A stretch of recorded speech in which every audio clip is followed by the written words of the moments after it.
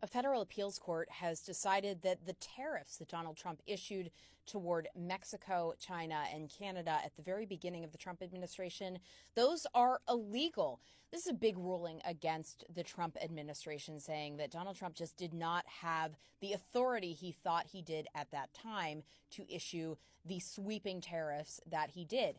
That's because at that time, he said that the U.S. was under a national emergency because of fentanyl and drug trafficking and organized crime across the southern border at the United States. And that was the impetus for tariffs against China, Canada, and Mexico.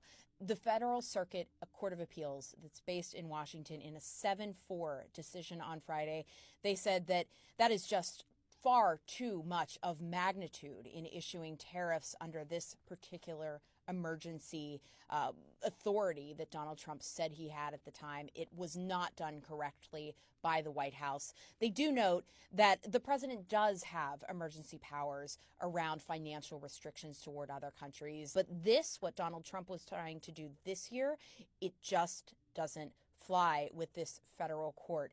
Now, it doesn't mean, though, that all of the tariffs are blocked. There are many tariffs that this court is not striking down at this time. They weren't part of this court case, and there isn't a resolution right away on whether all of the tariffs from the beginning of the Trump administration will be blocked. What happens next is very likely appeals.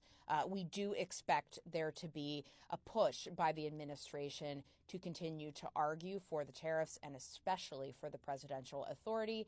And this court said that a lower court will have to decide whether there needs to be a more restricted view of what would be blocked whenever they look at this case. It will go back down potentially to the lower court as well.